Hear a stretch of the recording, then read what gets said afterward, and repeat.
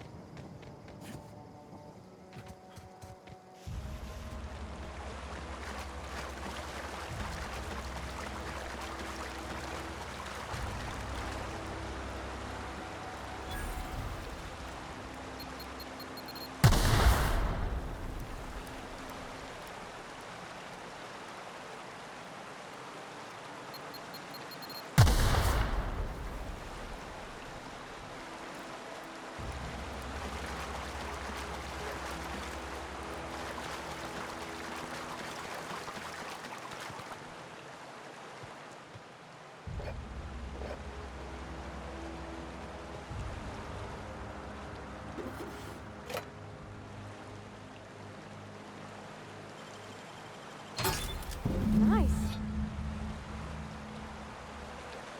That was a good thing you did, Captain. Helping to bring the deserters and Edgewater folks back together. I hope you rest well on that. In the bar? Sorry.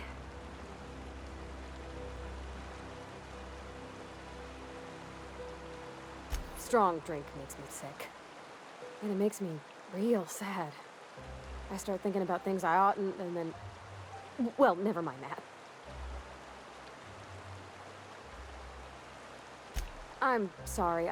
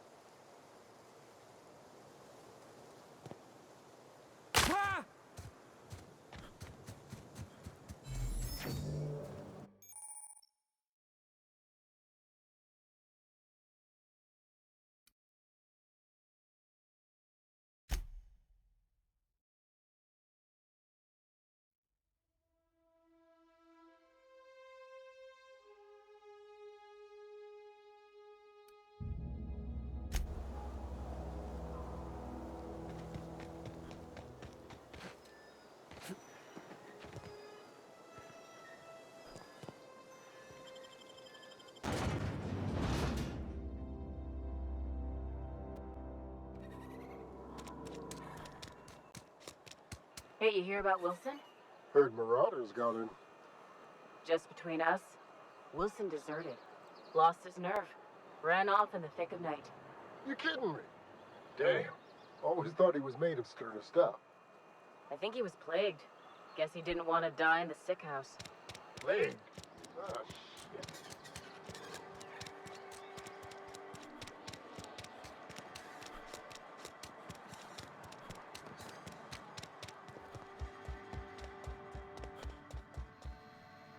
It's a fine new day in Edgewater. The cannery hums, streetlights and faces glow. I suppose this means the two of you were able to sort out the matter? The greater good can be difficult to determine. None of us can know the effects of our decision in a year, or 10, or 100. Take comfort in the fact that your choices are always, ultimately, in line with the grand plan. Wonderful. This is fantastic. Well worth all the sacrifices Wait. What the fuck is this? Is this French? I can't fucking read French. It's a law-forsaken joke is what it is. French. Ha! I was so high and mighty, preaching to the yokels about following the plan, while fighting it at every turn.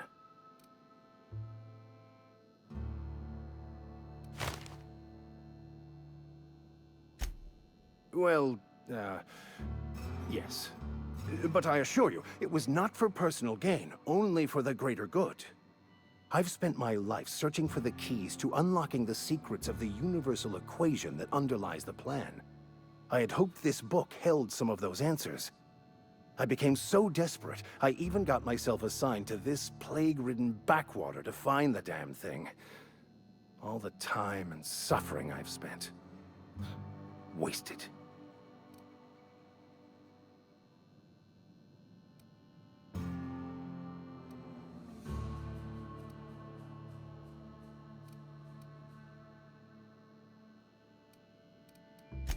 Please. As if my life should have no greater meaning than proselytizing to a bunch of feeble-minded wretches. Nothing could be more excruciating than discussing the true nature of reality with people who have no interest beyond their next Aetherwave program. But that's neither here nor there. What I need to do now is to find a translator, obviously. But to do that, I'll first need to secure transport. You have a ship. Perhaps I could make myself of use to your crew.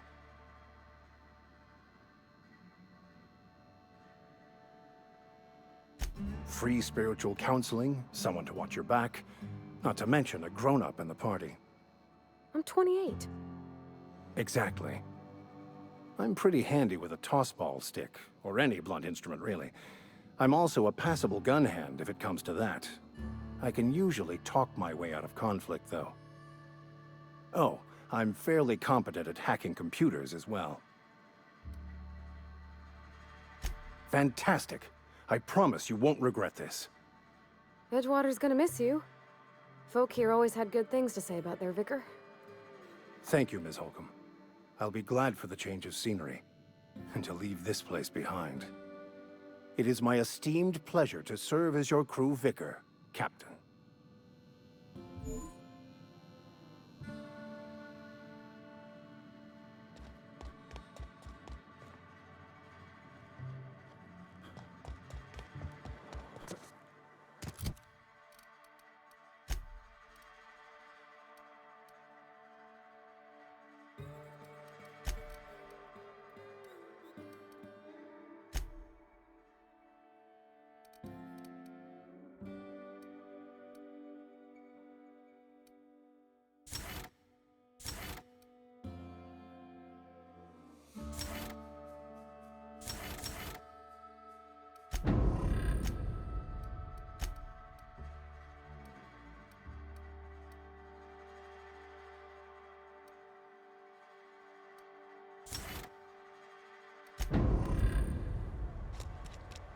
You think corporate's ever gonna visit?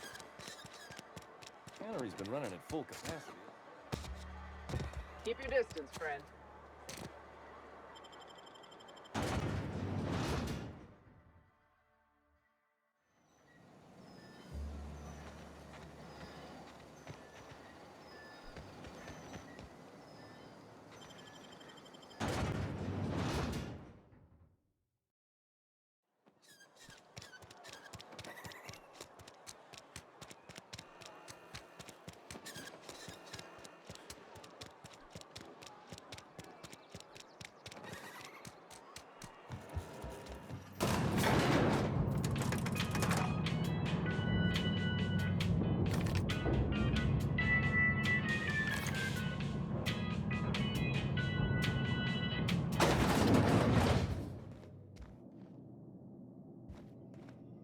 already told you I'm leaving. Just give me a little while to collect my thoughts.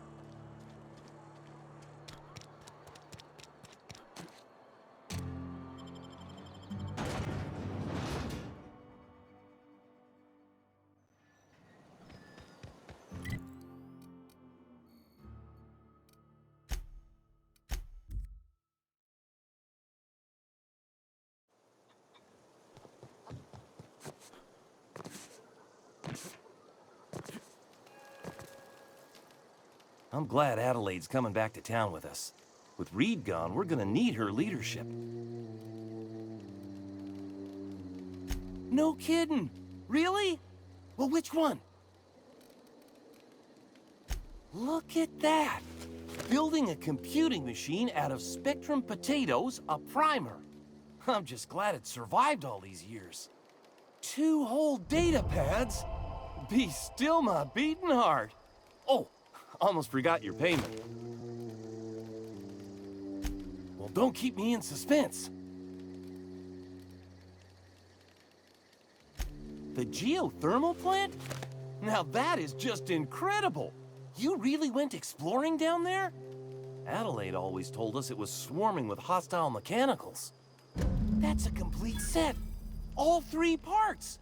I'm gonna be the greatest engineer Halcyon's ever seen. Aside from you, Ms. Parvati, I swear, I'll do you proud. I'm glad we could help, Thomas. I've been saving something for you. Just a little contraption I found. Should fit right into your outfit.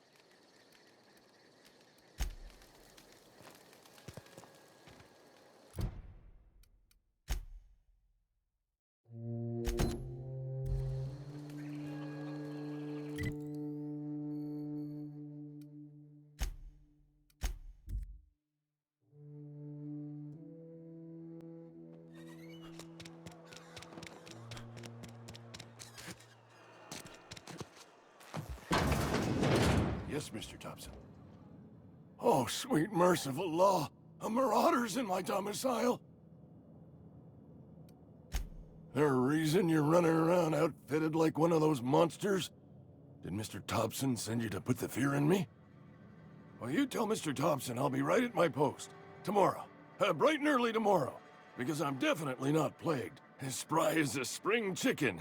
That's old Abernathy.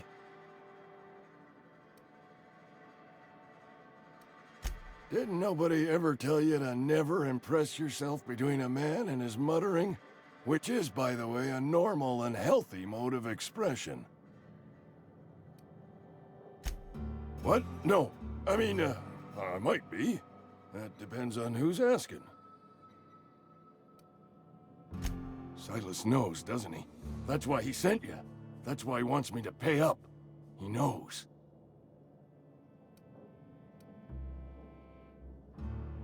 Sounds like he's already told you. You may as well hear it from me. I'm dying. I'm not long for this world. The date of my expiration is fast approaching. And soon I shall be ushered through the great cannery in the skies. Don't say that, Mr. Abernathy. You still got a couple decades in you. I'd steer clear, Ms. Holcomb. My affliction's bound to be contagious. It's plague. Has to be. Silas knows. He knows I got one foot in my grave, and now he wants to charge me for the other one.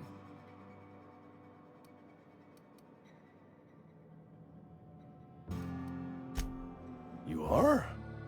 Oh, wow. First time anyone's ever told me that. I'll pay your fees. I don't want any trouble from Silas.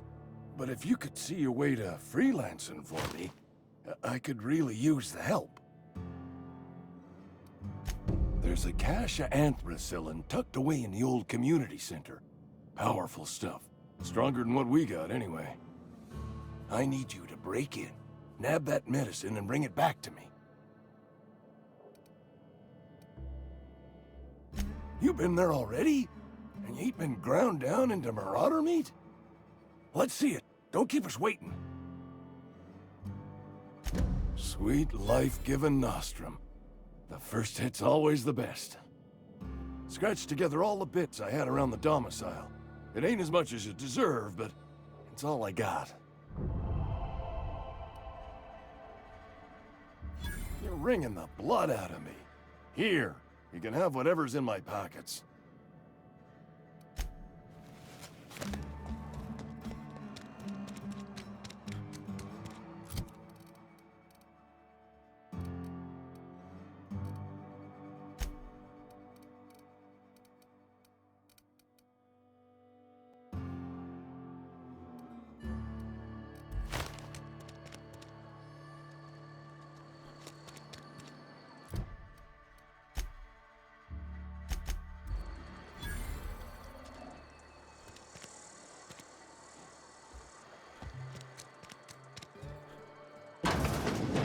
Oh, I cut my own hair. Merciful law. Is that a marauder's outfit? I don't want you wandering into my shop wearing something you've lifted off a corpse. Please don't touch anything. Your hands are probably crawling with germs. Physical hygiene recapitulates moral hygiene. Cleanliness is next to lawfulness. No, thank you. That's quite all right. I've seen enough body parts in my line of work. I'm Conrad. You will report to me if your hair fails to meet Spacer's Choice aesthetic standards. You will also report to me in the event of your death, whereupon I will clean and prepare your remains for interment. Ah, gravesite fees. Silas and I had talked about this at length. I thought I'd made it clear my pecuniary situation precludes the necessary restitutions.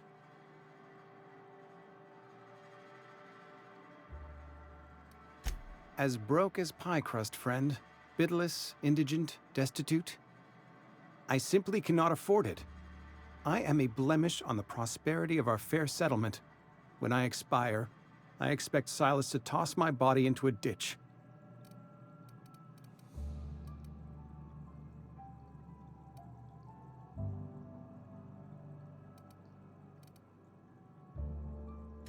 I have to be, if only to prepare myself for my inevitable dressing down at the hands of corporate. Tell Silas I can't afford to pay, and that I fully expect to have my medical rights revoked for this dereliction. With my apologies. Some time ago, I fell ill with the plague. By the grace of the law, and through my own hard work, I'd proven worthy of treatment. Frankly, I don't imagine I'll earn that right a second time. The barber work hasn't been profitable, you see. I've had to keep this old place running with my own savings. Not a bad idea. But I'd need some kind of collateral. My pair of lucky clippers! No, that won't do. Your idea intrigues me, but I'm afraid I don't have anything to give Silas. I'm open to suggestions. Much obliged.